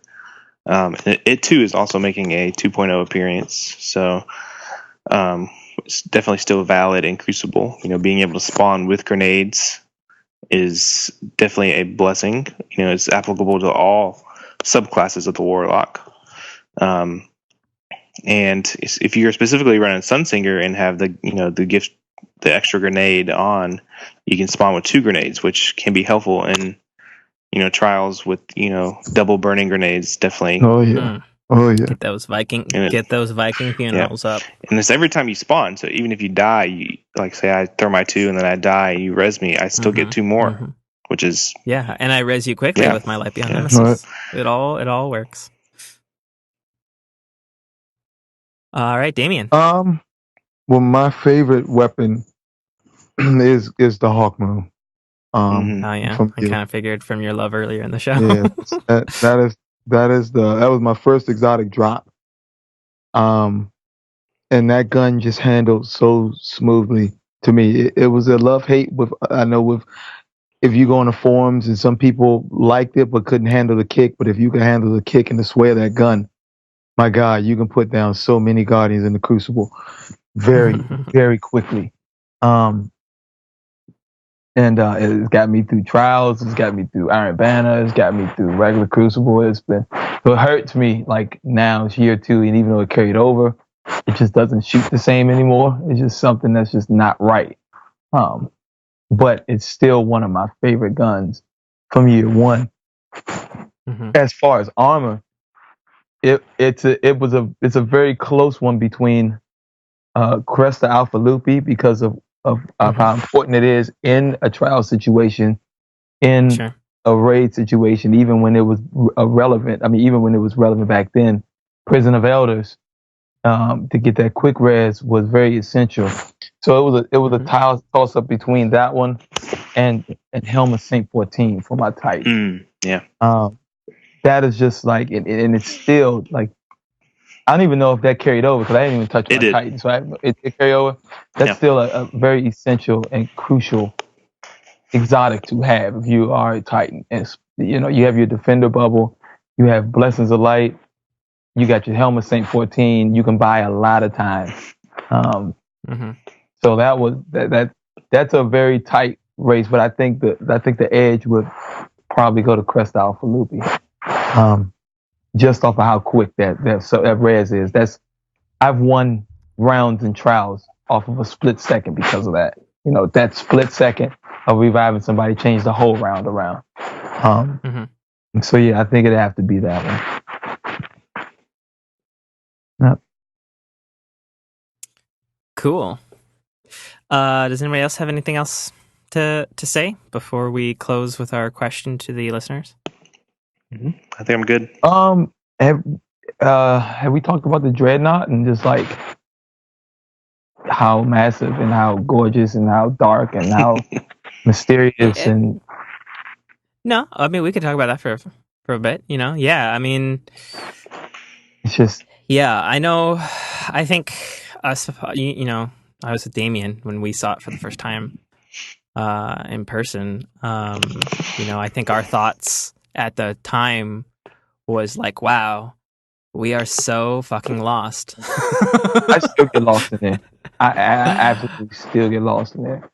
I get less lost now. I feel like I've got down the sort of the structure of the thing. I get lost when I go down the secret passageways and stuff. And it's I don't remember where this comes out and sort of stuff. But yeah, for the first week for sure. I played probably too much within the first week of the Taken King. But I got down, sort of the layout. And I think the thing about the Dreadnaught, and Bungie said it early on in their video documentaries and interviews and stuff, is that it's probably not as big as a planet destination, but you don't have your Sparrow, and it's designed for foot movement. and there's a denseness to the Dreadnaught that I can't really say is in any of the other patrol areas. And I think that that's like really, really, really cool. And then again, the other thing is that the thing with the Dreadnaught is, I have to hand it to the art team. Like, the thing that I love about the Dreadnaught is, because like I think when the Taken King was announced, and it was like, oh great, another fucking Hive expansion, like I was not looking forward at all to like diving into like more Hive shit. But sort of their analogy of that the moon base of the Hive was like the church of the Hive, and the Dreadnaught is the cathedral. Right. I think that description is very apt, because like, yeah, we got really used to the Hive stuff in the moon, and then the Crota dimension, or whatever it's called. And then we get to the Dreadnaught, and yeah, there's definitely similarities and stuff. But as far as like the architecture and stuff, like everything is so huge and so different. And even though it had a similar color palette, there's a grandness to it and a mysteriousness to it that goes beyond what we previously saw with the Hive, and I really liked. Yeah, I just like the fact that the Dreadnaught is just so mysterious, and there's always something that you can find that ties everything together with the lore of the game, with the lore behind the game, which the grimoire cards, or what Buzz, the scannable objects, right, too. Remember, there's tons of them in there, and it's not even just there; all around.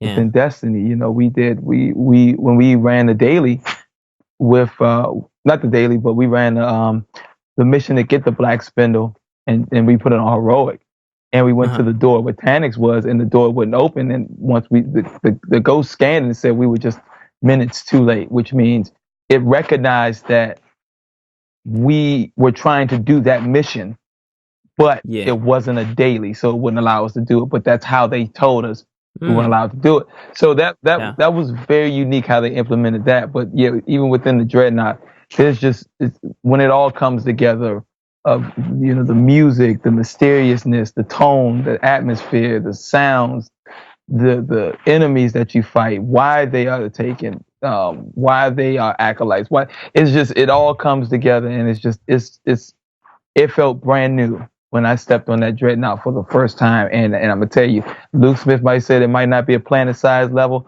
That thing is huge. That thing is huge. So it could be very close. It might not be like as big as Mars, but that place is huge. And it has so many things that you can do within it. So many things that you can find within it. Man, there's still chests and fragments within there I have yet to find. I think I may be up to 20 fragments. And I learned last night, I was running with a couple of my friends. I found 5 fragments just off of word of mouth, and that's and that's another thing that I like about the Dreadnaught. It brought the socialness back to Destiny. It brought that experience of being with your friends and say, hey, did you find out about this right here? Come on, let me show you. Instead of just going on a YouTube page or a forum on Reddit or, a Facebook group. You actually with your friends back in like how it was in Vanilla Destiny when you found out about the loot cave, when you found out you're right. These other things that were going on within Destiny. So the Dreadnaught just, I think that they nailed it with that one, especially the concept art and how it all comes to life. You want to be there. You want to find out more about the story behind Oryx and the story behind the Taken and why he has become who he is. I just love that. That's the biggest thing I love about the Taken King. I know I said last week, or when we did our first recording, that I was more excited about the PvP than the PvE. That's true. You did say that. But once I stepped on that Dreadnaught, and to see those cutscenes, gosh, man, those cutscenes, they did justice. They corresponded so well with the quest logs. It's just it's that feeling I got when I used to play WoW, and it was just so many people. You could play WoW and do a whole bunch of PvE and never do PvP and be totally fine because it was just so much to do.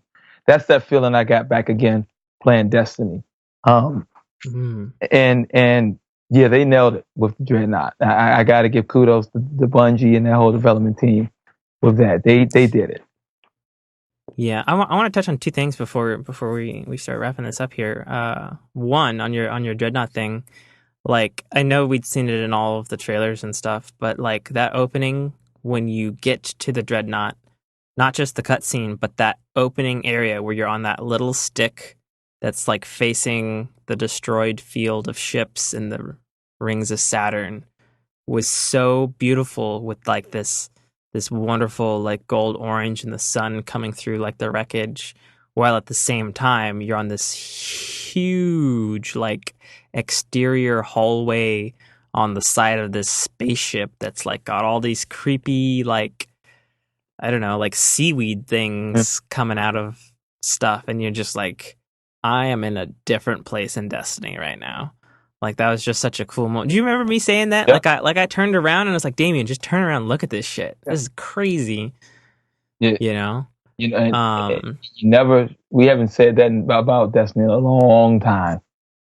Time. I mean, like for me, exploring the Dreadnaught for the first time and a few times after that, I loved that it evoked a similar feeling to when you first explore the Vault of Glass. Yeah. Because it's like, it's so big and it's so mysterious. The only difference being you can actually figure out some of the mysteries in the Dreadnaught. Like the thing on the Luke Smith interview, like he was asked again about the hidden chest in Vault of Glass, and he said, like, I know, but like I would never want to tell anybody whether there is or isn't another chest in the Vault of Glass, because he wouldn't want to ruin that amazing water cooler social meta that the community has created as a story for their Guardians. And I was like, wow, that's actually all right. I feel you, Luke Smith. I feel you. You know. And then going to another thing you brought up that I guess we didn't touch on at all was the cutscenes in The Taken King. Like, first of all, there was cutscenes in The Taken King. Yeah, and Cade 6 stole the show. And fucking Nathan Fillion, Cade 6 stole the show. Everyone. You know? And like, yeah, sure, Zavala and Akora and Eris were all there, and was her name Amanda something? Holiday, the shipwright. You know, they're all there, and even Oryx was there, yelling at you in his angry voice. You know, and full spoilers, we got to hear Toland and we got to hear Praedyth talk from some archived stuff, you know, and it's just like the voiceover content and the cinematics from like the hilarity of mostly provided by Cade 6, but there was even some funny stuff like the opening mission, where Eris is like the back of your mind souls or some shit like that, and then Zahala was like, right, Guardian, just keep moving. You know, and just this sort of like, even that the Guardians Council or whatever they're called back at the tower are like, yeah, Eris is fucking weird. She was definitely on the deep end on this one, off the deep end. But I liked it because it gave it gave your three quartermasters, it gave them a purpose. It made them irrelevant. I keep saying relevant. It made them relevant. It made them more important into the game and how you play the game and how you see the game. You know, now when I go to the tower and I have to turn in a quest form, I actually just walk up to them just to see what they're going to say, just to see if it's something. Yeah, they've said all kinds of stuff. Right. You know, now I care about them. You know, I have a connection to them that I never had when I previous played. It was just like, okay, talk to them to get some armor, get a weapon, and I'm gone. I'm off again. You know, I didn't even pay attention to the narrative as you're going to the planet, you know. But now it's a little different, you know. with the cutscenes and how they interact with you within the game. I think it's interesting that in the same way as like a parallel to like the Avengers movies, like they're all these big time guardians who obviously run the tower, but they don't actually get along that well with each other. And it's like Cade's like all right, let's fucking just go do it, you know, with like material things or whatever and sneakery and stuff. And Zahala's like, we've got to have a plan and a strike and stuff. He's the Captain America. Do it by the book. You know, and then Ikora is like, well, let's concentrate on this and let's figure out like a magical solution to the thing. And then Eris is like, you know, Iboleha, Crota, Oryx, you know, like it's just like, you know, it's awesome. But it works. You know, they all have different personalities and they bring different dynamics, but it works. You know, you want to see how they're going to overcome that and just to see, okay, this is business. Although we all have our points of views, although we approach things differently, we all know the task at hand. We're doing this for the greater good of the mission.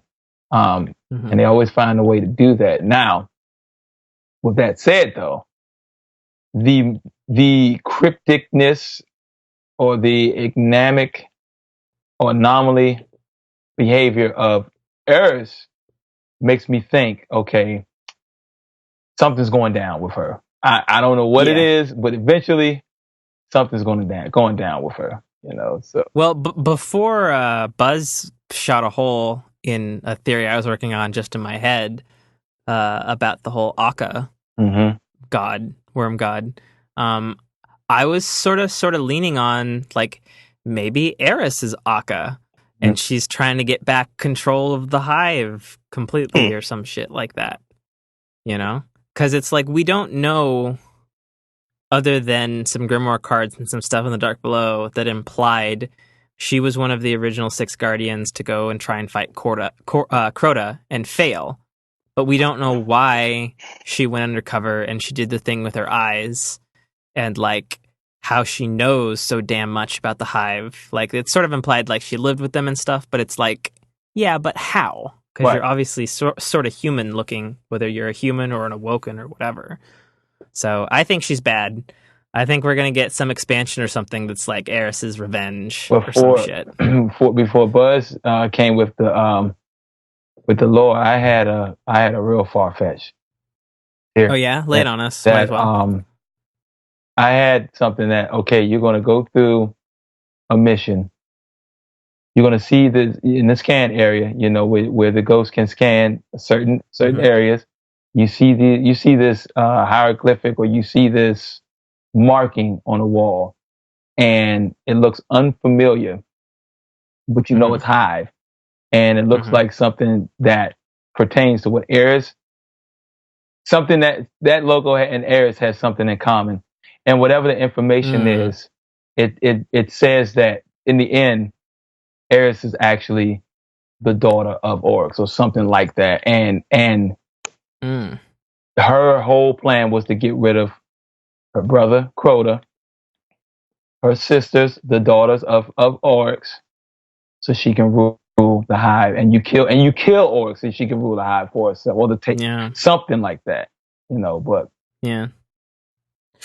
or like you could take it another direction and like you find like some tomb, like in the Sunless Cell thing, you find a tomb and you find like the corpse of Eris or some shit. Yeah. And it's like, this reading shows that it matches Eris's DNA, right? But that's not right, or something like that, you know? That's a foreshadow, hell of a foreshadow, actually. Yeah. Well, all right. Did you have anything to say on that stuff? No, I think it's all really interesting. I agree about the Dreadnaught being pretty awesome from a graphic standpoint and just from a overall experience standpoint. Eris is definitely crazy, and there's probably something else about her we don't know yet. So I agree with that as well. Well, alrighty, Guardians. We're going to leave you with a question of the week for the listeners, which we on the show here will answer next week. The question to the audience is, what is your favorite change that Bungie has made or implemented really at any point along the way to where we are now with the Taken King. We'll get back to that with our answers next week, but you, the listeners, of course, can answer that in any way you so choose by getting in touch with us. You can, of course, comment on our Facebook page, facebook.com/Agents of the Nine, a Destiny podcast. Tweet at us at Agents of the Nine, or shoot us over an email, agentsofthe9@icloud.com. Of course, thank you for your listenership, and please leave us a review, good or bad, whichever, on iTunes and Stitcher. And I'm your host, as always, Tim K. Trotter, signing off. Get wrecked, Guardians. You guys should say something. Oh, I thought we were done. Sorry. Something too. Yeah, it's Self-Made Dame. Till next time. We do it again next week. Yeah, this is Buzz. Catch you guys on the flip side.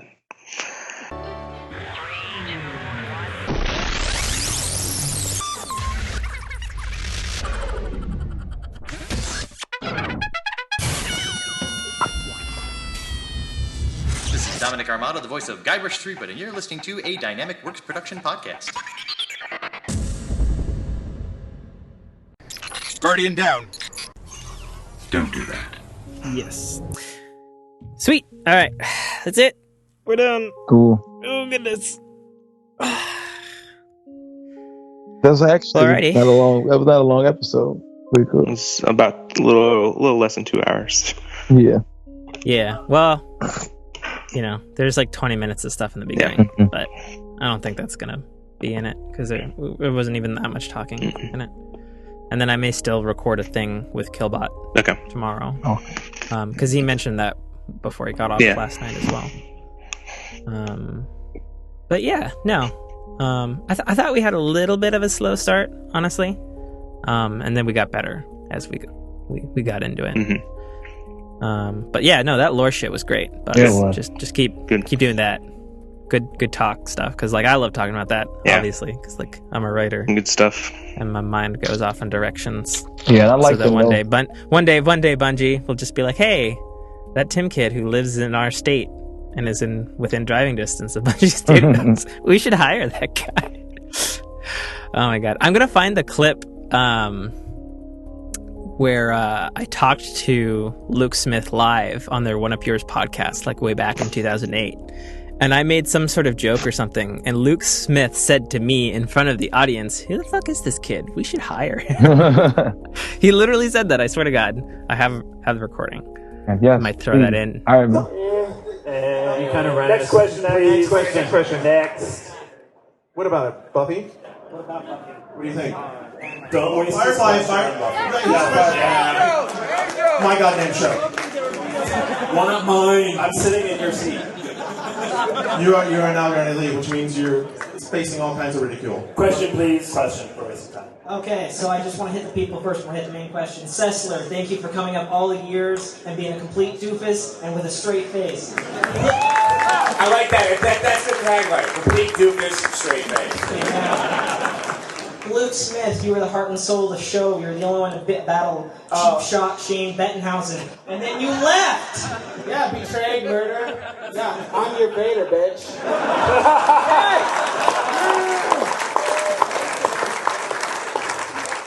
Andrew, thank you so much for keeping the podcast levels okay, because I'm listening to him with... Just okay? Well, I'm listening to him at work in a construction yard, and nothing more than I hate than fucking Shane going, ugh! And then I do that a lot. That's how I feel. And then my ears pop out. I'm like, God damn it! Shane, John.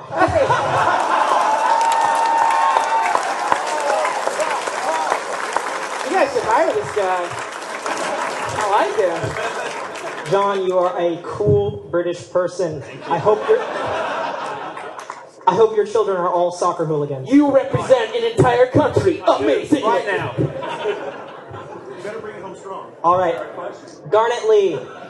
Has anyone ever told you that you sound like Laszlo from GTA?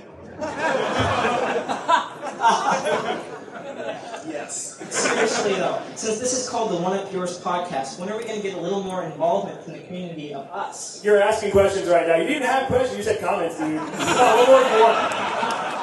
Kind of sounds like Shane. Anyway. Why do you hate Sonic? You hate Sonic? Yeah, why Sonic? Sonic the Hedgehog? Yeah, Oh, you're supposed to it's be an a angry Sonic Sega fan. Next! Sonic? Dude. Seriously, You got a last take that hit? shit away. Get a new dude. We talk about Shenmue 2 in a second. Good luck. Get the fuck out of here. Seriously. Good luck on your Cream the Rabbit fan art.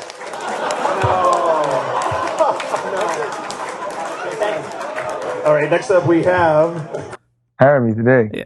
Yeah, right. I would go work for Bungie. Yeah, for sure. No, I would work for Bungie. I like being community manager. Yeah, look. Well, should I ever get in the door? You know, what up, Damian? Nice. I'll be the new Deej. I'll be the new Deej. I'll be fine with that. Yeah.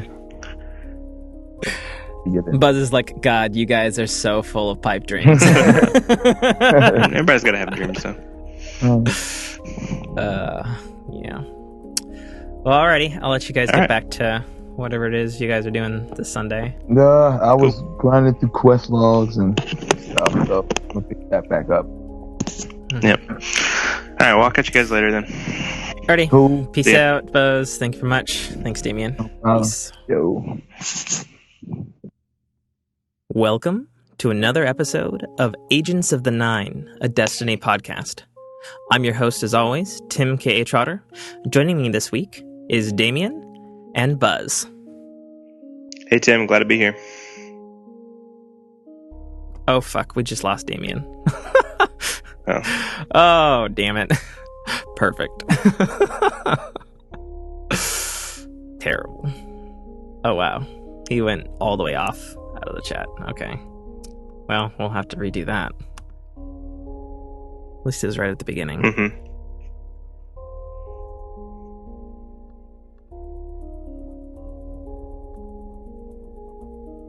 Damien? Yep, it cut me off right when you Yeah, right as I did it. Right as Shit. you said, nope. Not. Okay. All right, I'm ready. What did you do last week that made it not cut you off? Anything I just did now, it just cut off. Oh, okay.